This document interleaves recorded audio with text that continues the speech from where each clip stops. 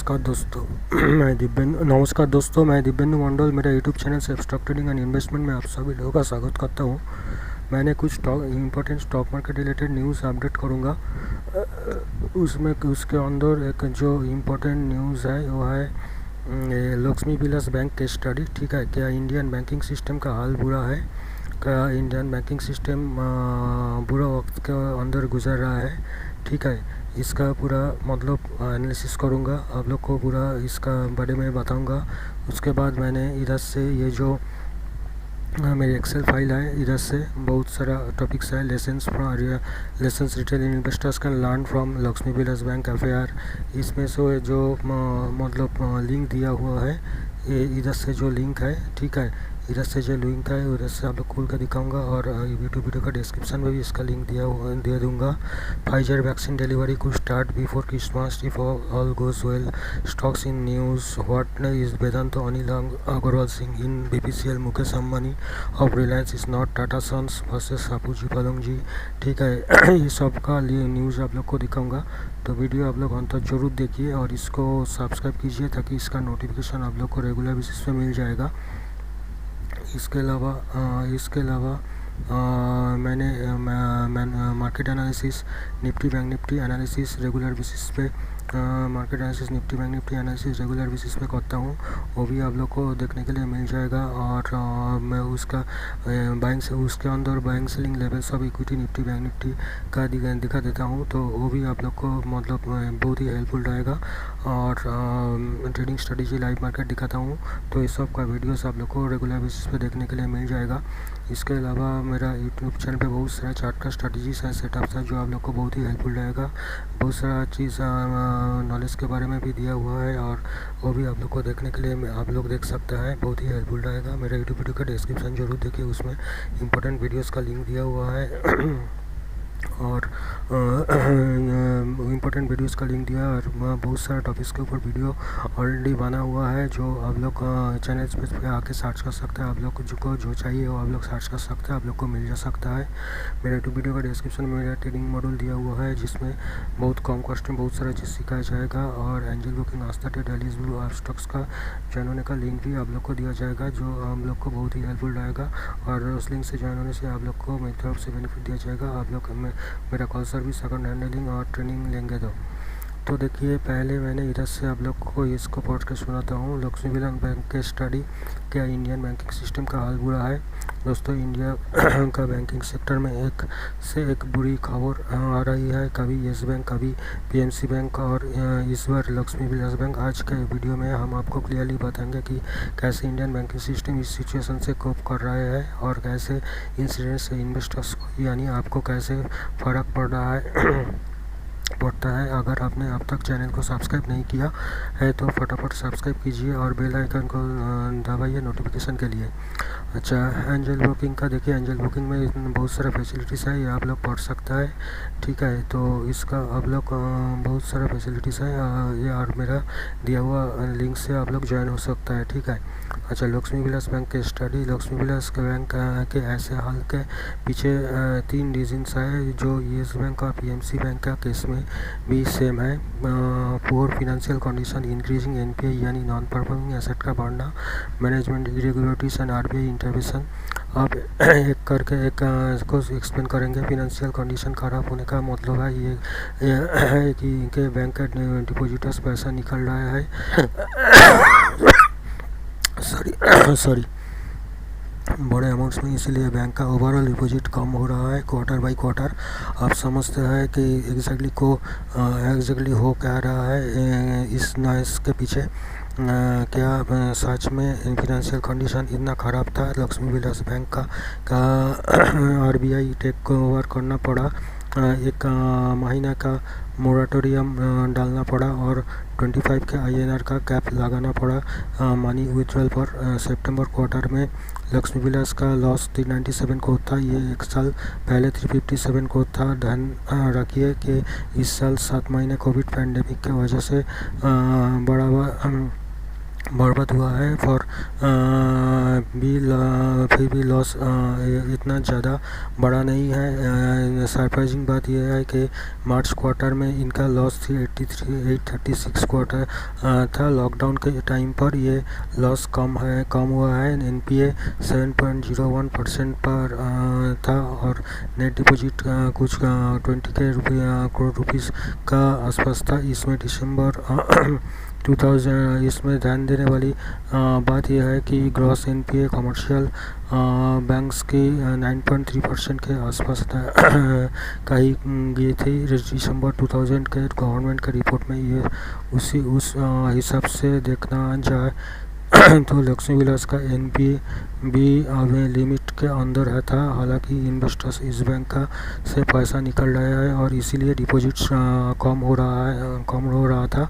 ये एक रीजन हो सकता है कि आरबीआई ने इंटरफेयर किया, क्योंकि उसको लगा होगा कि ये शायद इस रेट से बैंक से अगर पैसा यहाँ निकल रहा है तो फिर बैंक फेल कर सकती है, या फिर इसका पीछे कुछ और रीजन हो सकता है।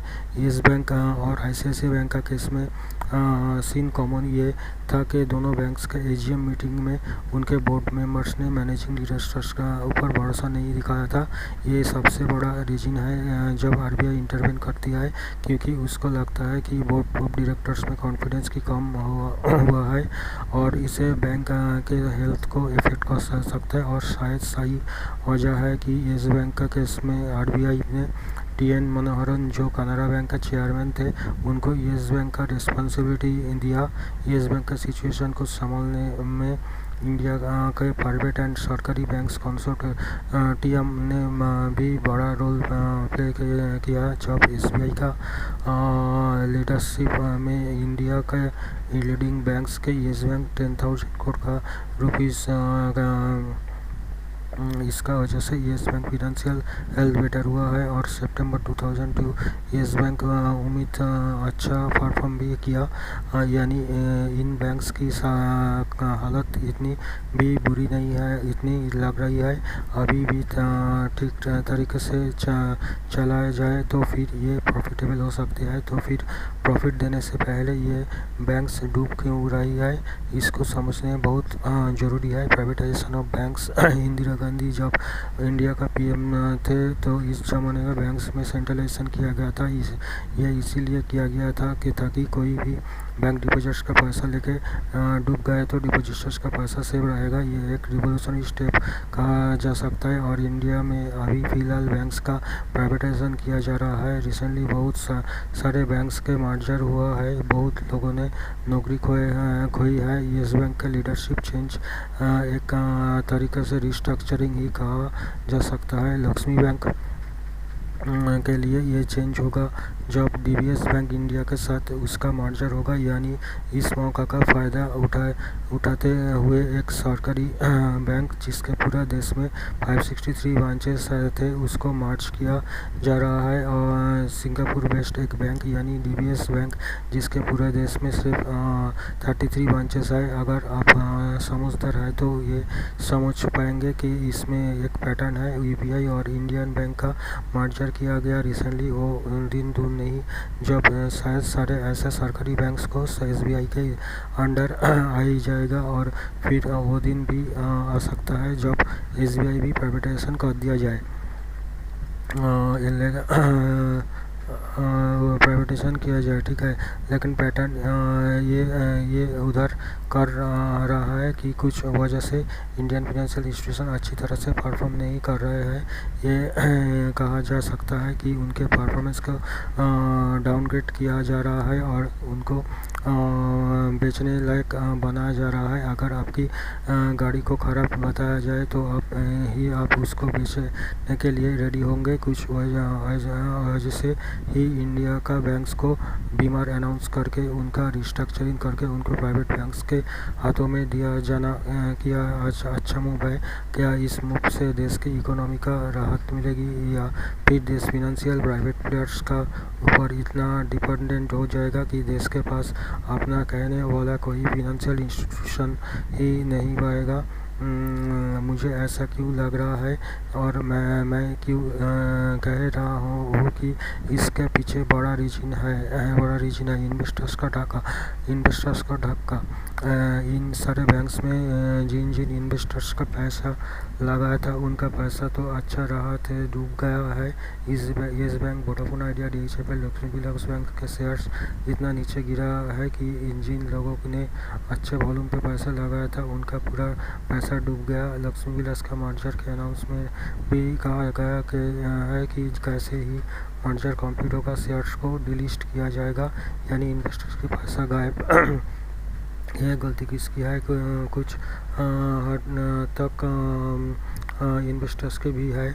इंटरडे कॉल्स के चक्कर में जो लोग company financial and market trend को नहीं देखते उनके लिए मार्केट डेंजरस जगह है। जैसे लक्ष्मी विलास में भी म्यूचुअल फंड इन्वेस्टमेंट नहीं था। ये एक बहुत बड़ा इंडिकेटर है कि बैंक हेल्थ ठीक नहीं है। ये पूरे इन्वेस्टर्स का संभल कर पैसा लगाना चाहिए, लेकिन फिर भी जिन्होंने पैसा लगाया उनका शौक मिला। तो अभी आप भी समझदार की तरह बिहेव कीजिए। अपने पोर्टफोलियो में कौन से ऐसे आस्तीन के सांप छुपे हैं उनका ढूंढ निकालिए। कौन सी कंपनी इसका सरकार बेचने की फिराक में है, ये ध्यान रखिए। कोई कंपनी बिकने वाली है उसका शेयर्स गिरेगा ही।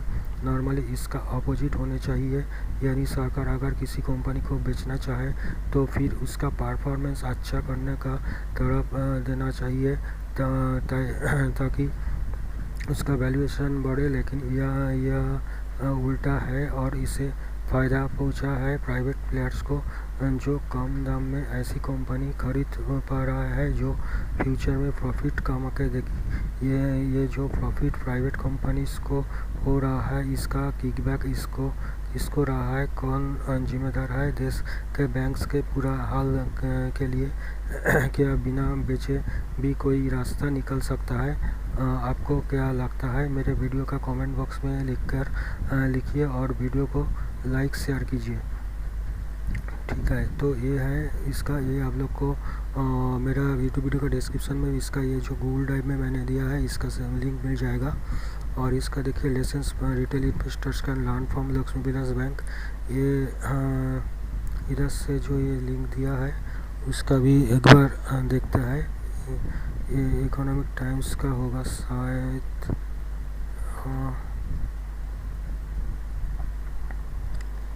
ऐसा नहीं है कि मैंने इसको लिखा है, इकोनॉमिक टाइम्स में भी इसका दिया है। Lessons retail investors can learn from Lakshmi Vilas bank affair. ठीक है, इसका भी आप लोग पढ़ सकता है। इकोनॉमिक टाइम्स इसके बारे में क्या बता रहा है। ठीक है, तो इसका आप लोग मैंने इसको पढ़ नहीं रहा हूँ, आपको लोग को लिंक मिल जाएगा और आप लोग इसको स्क्रॉल करके मैंने जो दिखाता हूँ इधर से भी आप लोग धीरे धीरे पॉज करके वीडियो को देख सकता है। ठीक है, हम वीडियो को पॉज करके देख सकता है।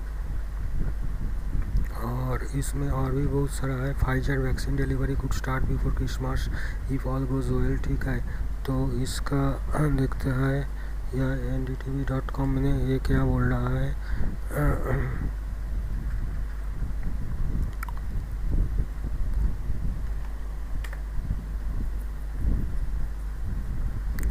Pfizer vaccine starts. The vaccine efficacy was found to be consistent across different ages and ethnicities. A promising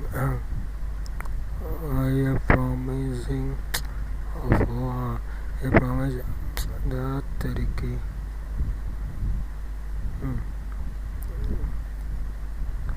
ये आप लोग देख सकता है इधर से। Pfizer and BioNTech could secure emergency, ये सब आप लोग इधर से धीरे धीरे वीडियो पॉज करके भी देख सकता है और वीडियो का डिस्क्रिप्शन में भी आप लोग पढ़ ले सकता है। ठीक है, लिंक खोल के वीडियो में डिस्क्रिप्शन में लिंक दे दूँगा, आप लोग वीडियो का डिस्क्रिप्शन जरूर देखेंगे। स्टॉक्स इन न्यूज़ ये सब आप लोग को आप लोग को मिल जाएगा। तो वीडियो यही ख़त्म करता हूँ दोस्तों, धन्यवाद।